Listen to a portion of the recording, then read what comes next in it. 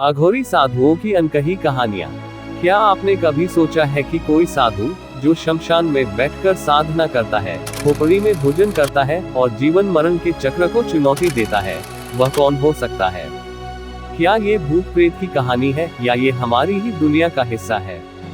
आज हम आपको ले चलेंगे उस रहस्यमय संसार में जहां अघोरी साधु अपनी असाधारण जीवन शैली और शक्तियों से हमें आश्चर्यचकित करते हैं। पार्ट 1, अघोरी साधु कौन होते हैं? अघोरी साधु भारत की प्राचीनतम परंपराओं में से एक का हिस्सा है। इन्हें अघोर पंथ के अनुयायी कहा जाता है, जो भगवान शिव के भैरव रूप की पूजा करते हैं। अघोर का मतलब है जो कठिन या डरावना न हो। ये साधु मानते हैं कि दुनिया में कोई चीज अपवित्र नहीं है। वे जीवन और मृत्यु दोनों को एक समान मानते हैं।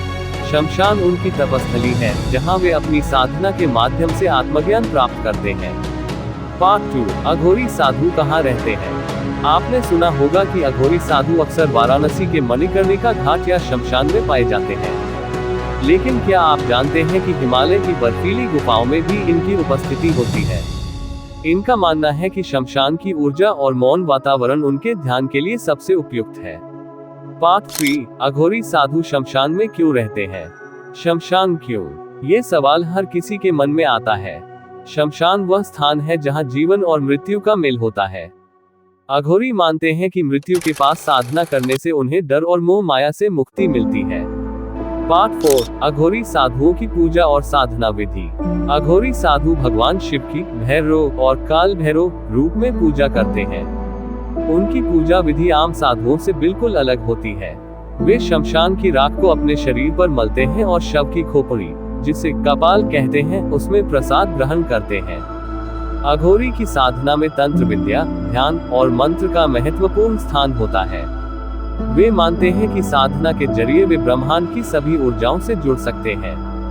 पार्ट 5, अघोरी और काला जादू। अघोरी साधुओं को अक्सर काले जादू से जोड़ा जाता है, लेकिन क्या ये सच है? हकीकत यह है कि अघोरी साधु तंत्र का इस्तेमाल सिर्फ साधना और आत्मज्ञान के लिए करते हैं, न कि किसी को नुकसान पहुंचाने के लिए। उनकी साधना का उद्देश्य आत्मा को ब्रह्मांडीय शक्तियों से जोड़ना है, और यह साधना उनके लिए एक दिव्य अनुभव होती है। पार्ट 6, खोपड़ी और अघोरी। अघोरी साधु खोपड़ी का उपयोग क्यों करते हैं? इसे कपाल कहा जाता है और यह उनके लिए पवित्र पात्र है।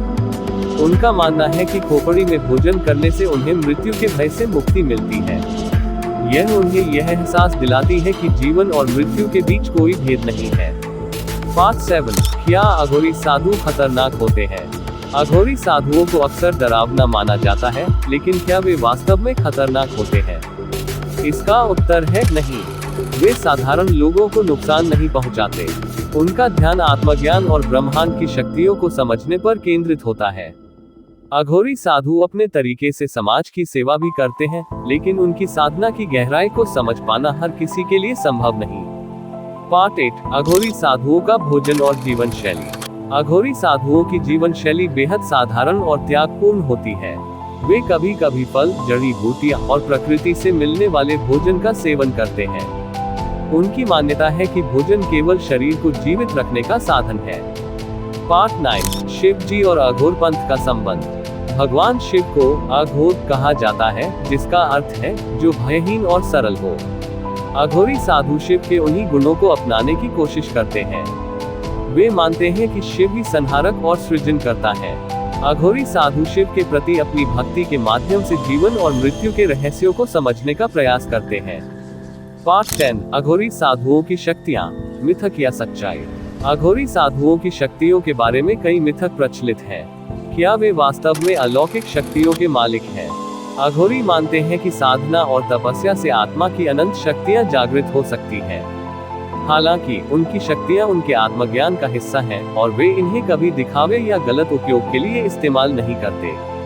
कंक्लूजन, अघोरी साधुओं का जीवन और संदेश। अघोरी साधुओं का जीवन जितना रहस्यमयी है, उतना ही प्रेरणादायक भी। उनका संदेश है कि जीवन और मृत्यु केवल एक परिवर्तन है, और आत्मा अजर अमर है।